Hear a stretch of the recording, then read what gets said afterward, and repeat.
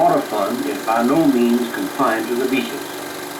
These young men were having a grand time at a stream in one of the local parks.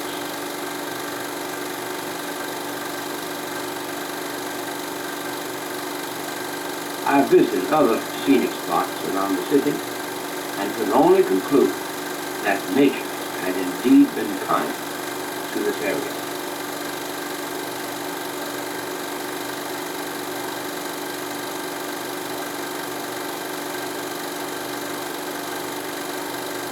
My next stop was Venezuela, and during my brief stay here, I met 5 charming little boys. These husky lads are quintuplets, born to an oil field company employee and his wife 3 years ago.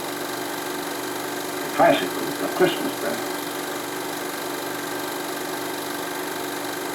In May 1966, British Guiana, a colony of the United Kingdom since 1814, gained its independence, adopting the name of Guyana. These scenes are in Georgetown, the capital and the only city of any size in the small country. I visited the city in 1958, and I was amazed at the many improvements made since that time. Like much of the coastal land, Georgetown is below sea level and must be protected by a sea wall.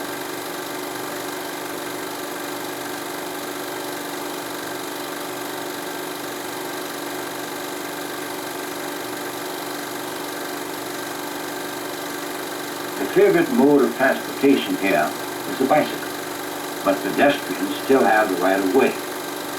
The parking problem is almost non-existent.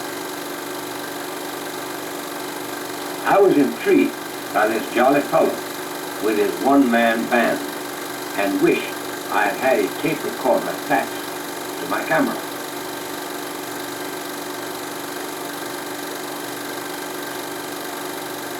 The Botanical Gardens in Georgetown, covering 180 acres, claim to have the finest collection of palms in the world. Orchids and ponds of lilies are also grown in abundance. Thousands of egrets make their homes in the trees here. Each of the white spots you see is a bird, not a flower.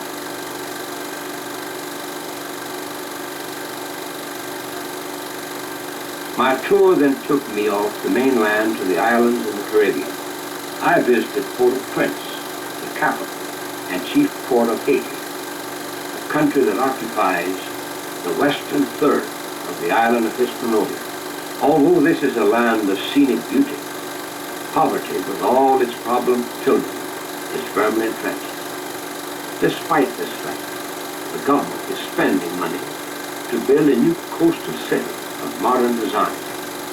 One of the buildings under construction is an arena to be used for cockfighting with national sport alligator.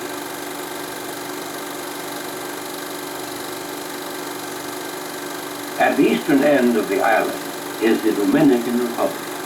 Columbus supposedly tied his ship to the trunk of this cottonwood tree. One of my hosts pointed out to me the bridge where the civil revolt began in April 1965.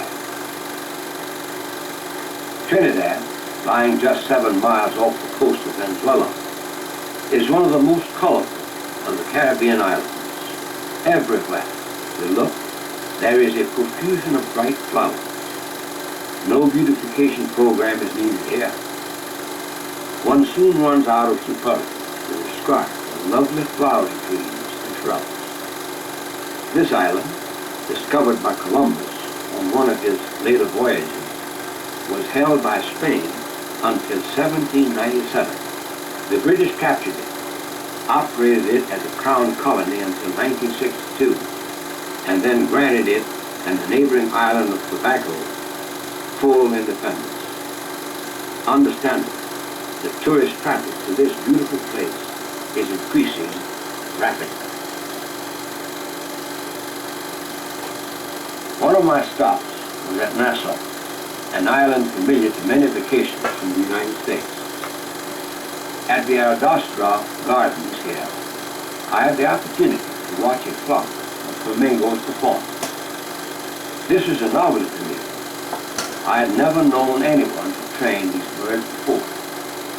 The performance consisted of simple commands such as march and about face, and the birds obeyed quickly. The owner later said that it required 9 years to train the flamingos.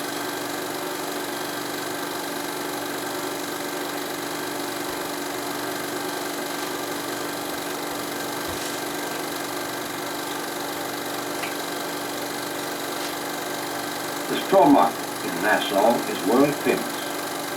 All of the materials are produced on the many islands of the Bahamas and brought here to be made into presents, hats, and other products. Many tourists carry a straw souvenir in their luggage when they leave Nassau.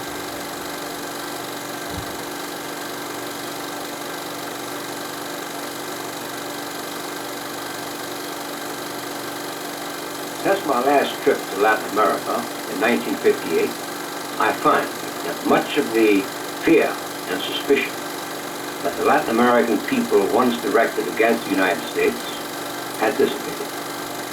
Our presence here through such programs as Alliance for Progress and the Peace Corps is beginning to be appreciated.